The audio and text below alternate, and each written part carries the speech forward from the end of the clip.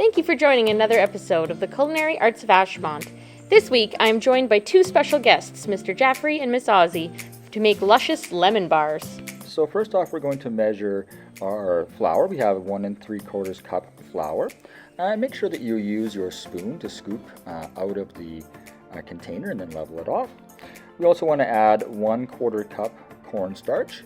Same thing, measure out with the 1/4 cup and then level it off. We also want 1 teaspoon of salt, and we also want 1 cup of confection sugar or icing sugar for some people. Mix it up a little bit, and then we want to add 2 sticks or 1 cup of cold unsalted butter that's cut into about 1/2-inch pieces. Once we have all the ingredients added, we can use our pastry blender to help mix the butter into the dry ingredients. You don't want to mix it so it's smooth. You want to mix it until it resembles coarse meal, or basically small little peas almost size. So you want to preheat your oven to 350 degrees. So we also want to prepare our pan. So what you want to do is make sure that you put aluminum foil over the entire pan to help it to not stick. And then of course you want to spray it down with cooking spray. You can put your dry ingredients that you've mixed up into that pan, and then you want to put it in the fridge for about 30 minutes. You can then take your ingredients and put them into the pans and pack them down the best you can using the flat part of your hand. Just push into every crevice so that your crust is nice and tight.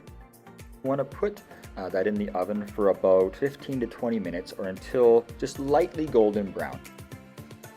For the lemon topping, you want to take your 6 large eggs. Of course, be careful not to get any shells into your mix. And don't forget to wash your hands. And of course, you also want to add 2/3 of a cup all-purpose flour.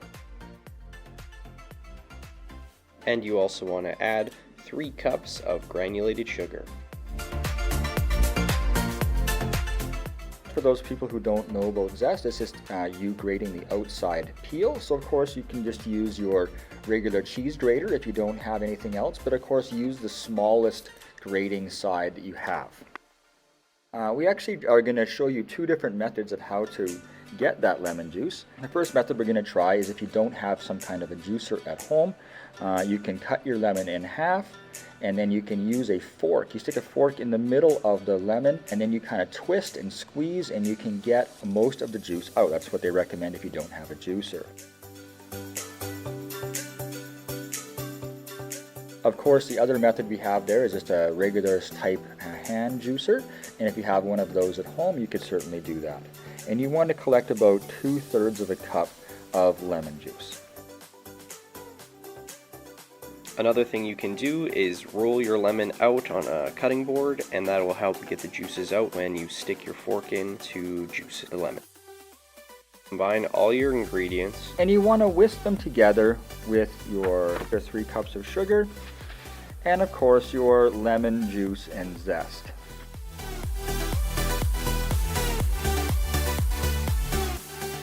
Once it has been in for that 15 to 20 minutes, give your lemon topping a quick little final stir, and then immediately put the lemon filling on top. So don't let it cool. You want to add the lemon filling right on top once it's still hot, and then we're going to put it right back in the oven for another 30 to 35 minutes. Keep an eye, because of course every oven's a bit different. You want to have your top nice and firm, okay, but you don't want it to be overcooked and have a thick layer on top. Once you pull it out, you want to take a bit of confection sugar and you want to sprinkle it over the top. This will add a little bit of a nice sugar layer on top, and then of course you want to let it cool. Once you've let it cool, you can use your kitchen knife or whatever you have to cut it into squares. You can cover it and keep it in the fridge for up to 4 days. You can serve chilled or at room temperature. You can freeze them if you want to keep them for longer, and I hope you enjoy. These are one of my favorites, and if you love lemon, you will definitely love these. Thanks for watching, and see you next time on the Culinary Arts of Ashmont.